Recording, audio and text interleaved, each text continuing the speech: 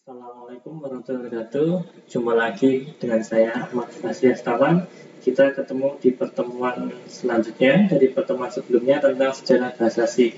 Pada kesempatan kali ini saya akan membawakan tentang persiapan membuat program dengan menggunakan bahasa asing. Jadi teman-teman nanti silakan bisa dipersiapkan sehingga dapat mengikuti perkuliahan ini dengan lancar dan kemudian bisa benar-benar mempraktikkan bagaimana membuat bahasa pemrograman C. Nah, cara yang pertama adalah dengan menggunakan text editor dan compiler. Nah, jadi apa itu text editor?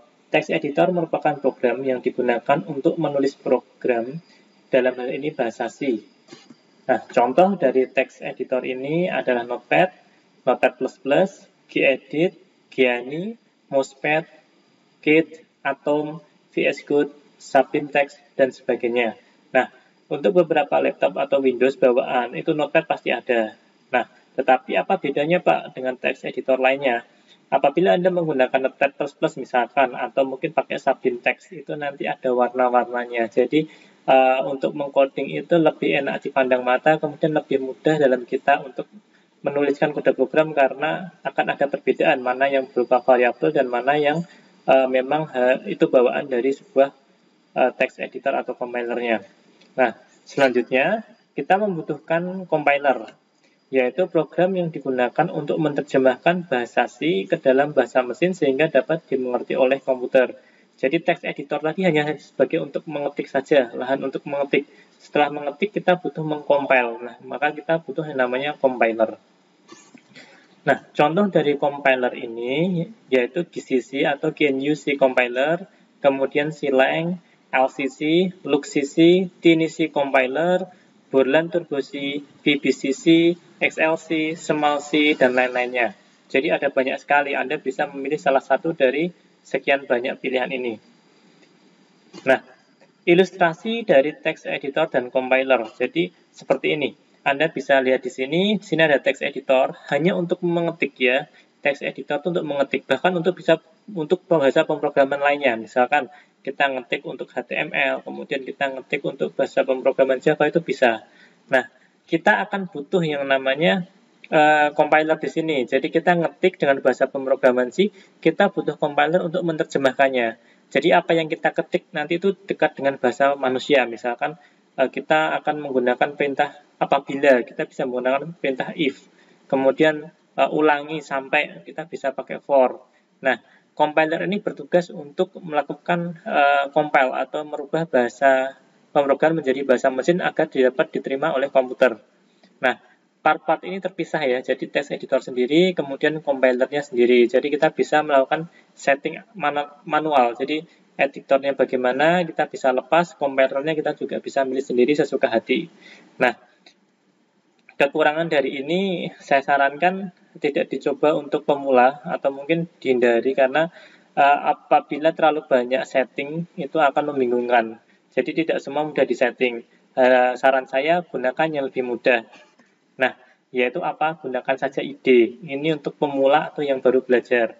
Nah, IDE ini adalah Integrated Development Environment, sebuah program komputer yang memiliki fasilitas yang diperlukan dalam pembangunan perangkat lunak. Jadi, semua sudah ada di situ, satu paket. Jadi, kita nanti sangat menghindari kalau ada kesalahan salah setting atau salah konfigurasi karena semua sudah ditata situ dari pengetikan sampai compiler sampai runningnya bisa semua, bahkan dia bisa menampilkan outputnya secara langsung juga.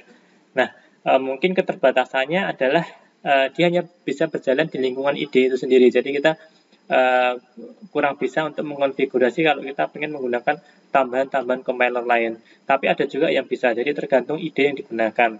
Nah, dalam IDE ini terdapat beberapa fasilitas. Nah, fasilitas itu diantaranya yang pertama editor. Yang seperti yang saya sampaikan tadi, tempat untuk menuliskan kode sumber dari perangkat lunak. Jadi, editor itu untuk mengetikkan. Jadi, kita bisa ngedit di situ, kemudian bisa mengetikkan ulang, kemudian kita bisa menyimpannya. Nah, yang kedua compiler ya. Jadi, kalau yang tadi itu text editor sama compilernya terpisah, kalau di sini dalam satu IDE itu compiler sudah ada. Nah, compiler ini untuk mengecek sintaks dari kode sumber kemudian mengubah dalam bentuk binary yang sesuai dengan bahasa mesin. Yang ketiga ada debugger, untuk mencari bug atau kesalahan yang terdapat dalam program. Nah, kalau di dalam IDE, debugger sudah jadi satu. Kalau dalam text editor dan compiler yang seperti versi pertama tadi, debuggernya ada kemungkinan salah konfigurasi. Jadi makanya saya harapkan untuk dihindari dulu dan kita fokus menggunakan IDE. Nanti kalau teman-teman sudah lancar, sudah biasa, dan sudah tahu seluk-beluk bahasa C, Anda silahkan menggunakan text editor yang lain, kemudian mencoba compiler yang lain. Nah, bagian yang keempat disebut linker, untuk menyatukan data binary yang beberapa kode sumber yang dihasilkan compiler sehingga data-data binary tersebut menjadi satu kesatuan dan menjadi suatu program komputer yang siap dieksekusi. Nah, ini yang fitur yang sangat utama dari IDE ya. Jadi dia langsung bisa melingkarkan, jadi menghubungkan semuanya. Jadi nanti keluarannya bisa langsung .exe. Jadi kita langsung bisa memindahkan program itu ke komputer lain meskipun komputer lain nggak punya compilernya. Jadi itu bisa digunakan. Nah, ilustrasi IDE seperti ini ya. Jadi teman-teman nanti kalau install IDE itu langsung semua dari text editor, compiler, kemudian kita ngetikkan dengan bahasa pemrograman itu sudah jadi satu lingkungan. Jadi memang itu didesain untuk bahasa C, IDE untuk bahasa C itu. Nah, keluaran dari itu langsung program.exe, kemudian ini bisa langsung dieksekusi oleh komputer. Gitu ya. Jadi kalau IDE itu sudah satu paket bundlet, kalau yang pertama tadi sifatnya kita bisa konfigurasi satu persatu. Nah, kita lanjut ya. Jadi nanti akan saya demokan bagaimana install softwarenya. Jadi yang akan kita gunakan adalah idenya Dev C++. Ini sangat mudah sekali, sangat ringan. Mungkin hanya sekitar 50 MB. Jadi tidak terlalu memberatkan. Dan si Dev C++ ini tidak membutuhkan spesifikasi komputer yang tinggi ya. Jadi cukup yang sedang-sedang saja bisa, yang mungkin komputer lama juga bisa. Ini tidak membutuhkan RAM yang tinggi, kemudian harus i5, i7 itu enggak juga, dan tidak membutuhkan resource sumber daya komputer lain yang spesifikasinya tinggi. Nah, nanti kita bisa cari Dev C++ di dalam Google, kemudian kita download, kemudian kita install, kemudian kita langsung bisa running. Nanti saya akan demokan di video setelahnya. Nah, salah satu contoh linknya nanti ada di https://sourcewords.net project/overload dev C++. Nanti kita langsung aja demokan nanti bagaimana cara download ini. Nah, setelah nanti Anda download, harapan saya Anda bisa mencoba program pertama, yaitu kodenya seperti ini, Hello World ya. Ini program pertamaku. Jadi saya sambil menjelaskan sekilas tentang bahasa pemrograman C. Jadi di dalam bahasa pemrograman C itu ada bagian yang paling utama, yaitu namanya main ya.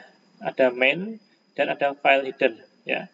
Yang main ini sangat penting sekali. Jadi kalau nggak ada main, buka kurung tutup kurung, kurung kurawal buka, kurung kurawal tutup, ini program saya pastikan tidak bisa jalan.